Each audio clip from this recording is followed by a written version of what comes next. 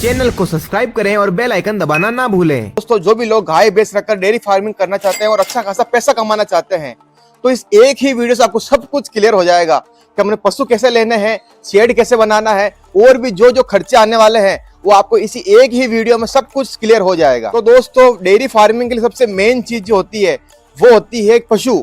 अगर हमें पशु अच्छे मिल गए, अच्छे दुधारू पशु मिल गए, स्वस्थ पशु मिल गए, तो भैया हमारी डेयरी सक्सेस होने से कोई भी नहीं रोक सकता। इसलिए हमें सबसे मेन चीज जो पशु होते हैं उस पर मेन फोकस करना होता है। इसके लिए अगर हम 8-10 लीटर वाले पशु लेते हैं तो भैया फिर उससे तो हमारा सिर्फ दाल रोटी का ही जुगाड़ हो सकता है। हमारी कमाई जो हम चाहते हैं वो उस तरीके से नहीं हो सकती।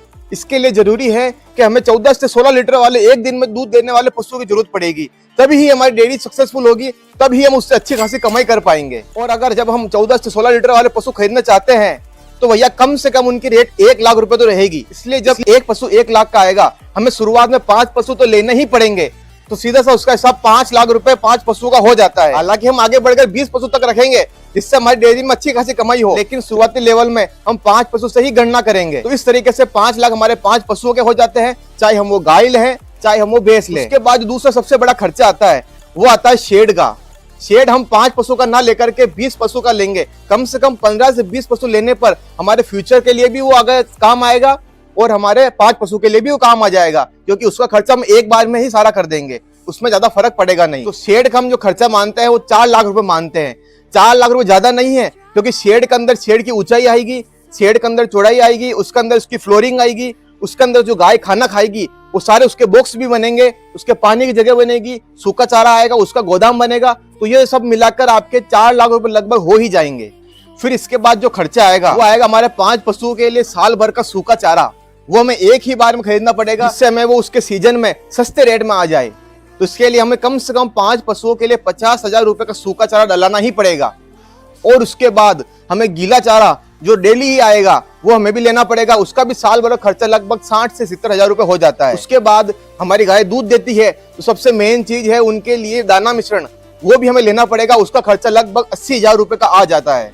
इसके बाद हमें गायों के लिए गले में बांधने के लिए रस्सी चाहिए होती है, गोबर उठाने के लिए फावड़े चाहिए होते हैं, खाना डालने के लिए तगारियां चाहिए होती है, उनके बर्तन चाहिए होते हैं, ये सब चीजें चाहिए होती है। साथ ही साथ जो हमने शेड बनाया है उसके अंदर लाइटिंग चाहिए, गर्मियों के लिए पंखे चाहिए। ये सब मिलाकर के हमारा 50,000 रुपए खर्चा और हो जाता है। मिलाकर के ये हमारा कुल खर्चा 11,50,000 रुपए लगभग हो जाता है। अब ये खर्चा आपके व्यवस्था के हिसाब से कम या ज्यादा हो सकता है। वो कैसे होता है?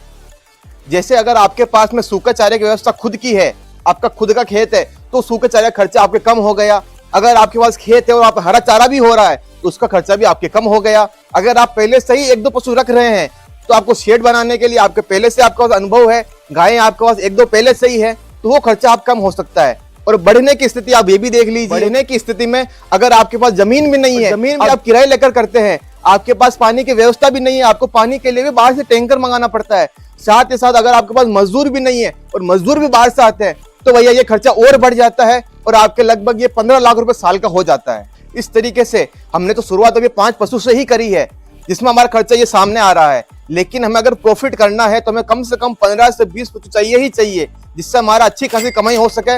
नहीं तो हम सिर्फ 15 से 20,000 रुपए ही कमा कर रह जाएंगे, इतना खर्चा तो हमारे 5 गायें खुद ही खा जाएगी। तो इसके लिए जरूरी है कि ये सारी पूंजी जो हम आपको बता रहे हैं वो आपकी घर की हो, ना कि लोन की। अगर लोन की होगी तो इसमें आपका ब्याज का मैटर और घुस जाएगा, जिससे आपका फार्म और महंगा हो जाएगा, जिससे इसके चलने की संभावना पूरी तरीके से मुश्किल हो जाएगी। इसके लिए आप कोशिश करें कि आपका सारा जो पूंजी है, आपकी जो आर्थिक स्थिति है, वो सब घर की ही काम में लें आप। और इतना पैसा लगाने के बाद आप चाहते हैं कि हमारा पैसा वेस्ट ना हो, हमारा पैसा सही जगह काम में आए और हमारे पैसे जो लगा रखे हैं हमने वो धीरे धीरे बढ़ते जाएं। तो इसके लिए जरूरी है कि आप हमारे चैनल को लाइक करें, ताकि हम ऐसे ही आपके काम की वीडियो आपके लिए लेकर आते रहें।